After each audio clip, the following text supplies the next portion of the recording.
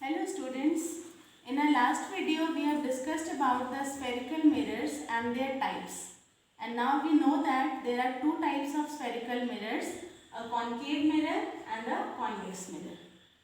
So now we are going to discuss about the spherical mirror terms. What are the terms related to the spherical mirrors that we are going to use to show the image formation by spherical mirrors? So let us start. As we have discussed earlier in our last video that spherical mirrors are the part of a hollow spherical glass ball. Just imagine a sphere made up of glass and a cross section is taken out from it like this. Suppose a cross section is cut from here. We can have a small piece like this and we can convert it into either a concave mirror or in a convex mirror. So we are now ready to discuss about the terms. The very first term that is associated with the spherical mirrors is center of curvature.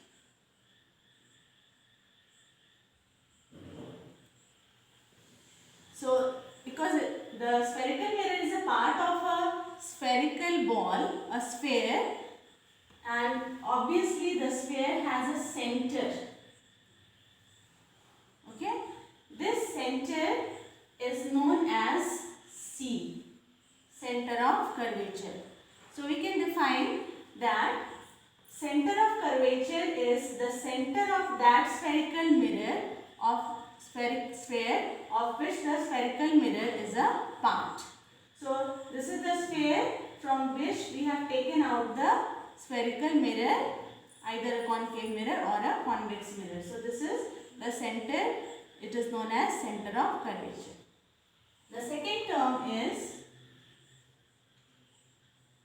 radius of curvature.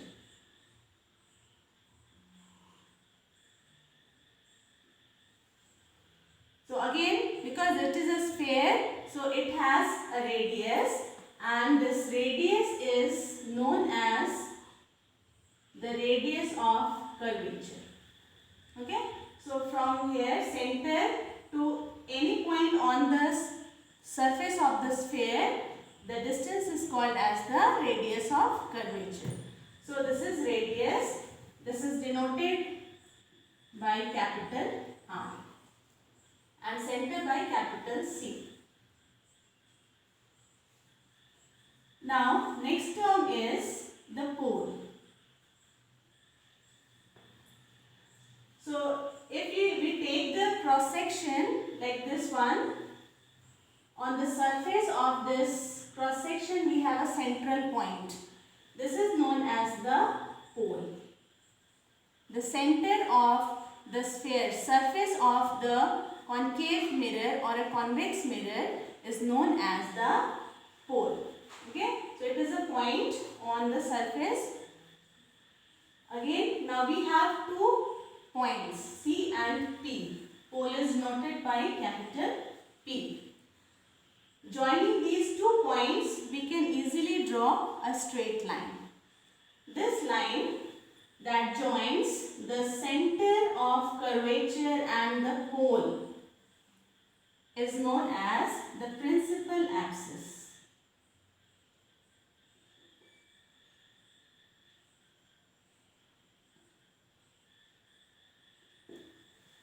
Okay, so the principal axis here is the line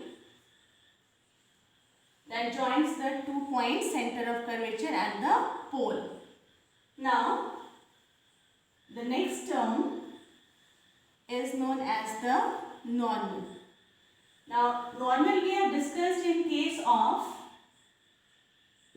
a plane mirror also, and we know that normal is not a ray, it is an imaginary line drawn on the surface of mirror which is perpendicular to the mirror surface.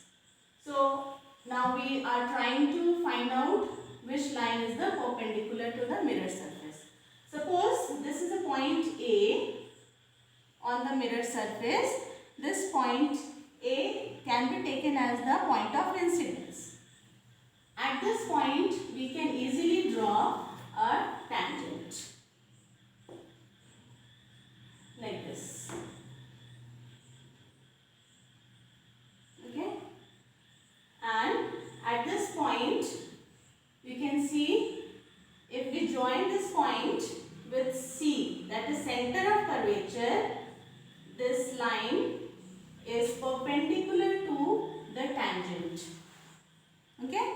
So any line that joins a point of incidence on the mirror surface to the center of curvature is known as its normal.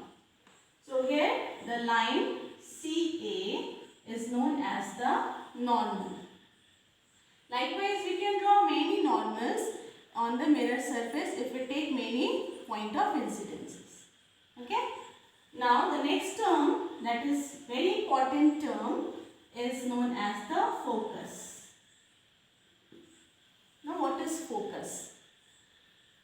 To show the focus, we have to draw a ray diagram and we have to consider the rays, incident rays, which are parallel to the principal axis.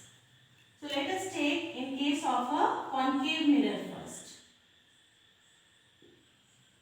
See, this is the principal axis. Obviously this point is pole and the sphere center is the center of curvature. Suppose this is C. Now let us take the incident rays which are parallel to the principal axis and falling on the mirror surface. Let's take these two rays of light. Okay?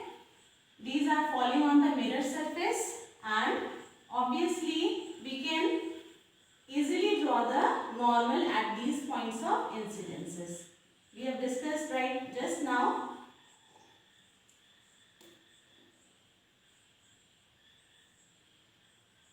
So we can draw the normal at these 2 points of incidence like this.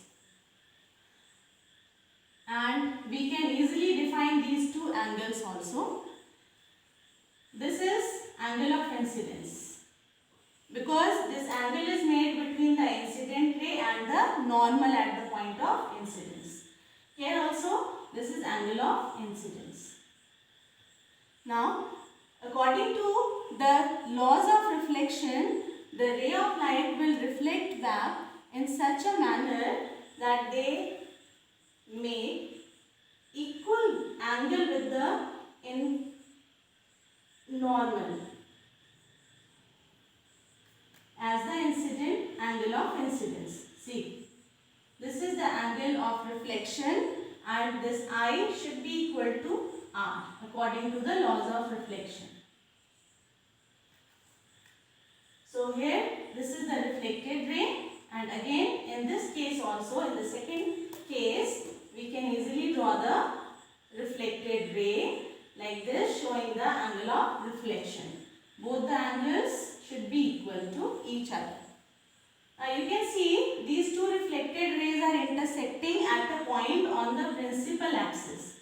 This point is known as the focus, F. So focus is a point on the principal axis at which the rays which are coming parallel to the principal axis intersect after reflection from the mirror. So in this case they actually intersect and you can see the rays are converging.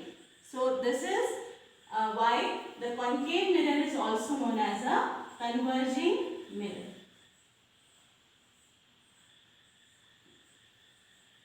In the second case, if we take a convex mirror, see what happens. This is the principal axis, is the pole, and you can see here the sphere was like this. So obviously the center of curvature is anywhere behind the mirror. Now This is the front part of the mirror from where the reflection will take place. Again we'll take the incident rays which are parallel to the principal axis, because we are going to define the focus. So we'll take two rays which are parallel to the principal axis. See, these are the two rays of incidence. Again we have 2 points of incidences, and at these 2 points we can draw the normal like this. The line joining the point of incidence and the center of curvature. Again here also we can draw in the same manner.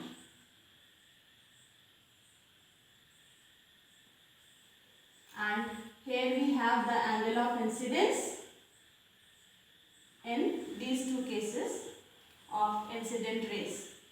So according to the laws of reflection, the ray of light will reflect in such a way so that it makes an angle R that is equal to the angle of incidence. So these 2 rays will reflect in this way.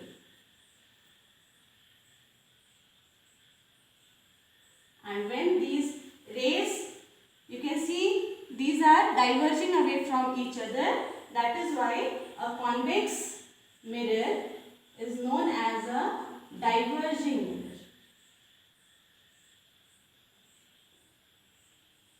Now again, in order to intersect these 2 reflected rays, these rays have to be extended behind the mirror like this.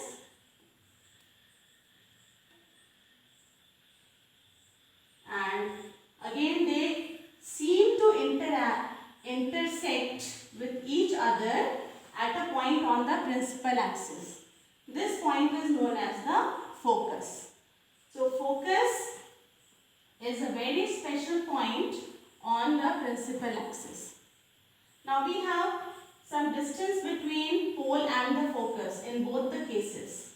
This distance is known as the focal length.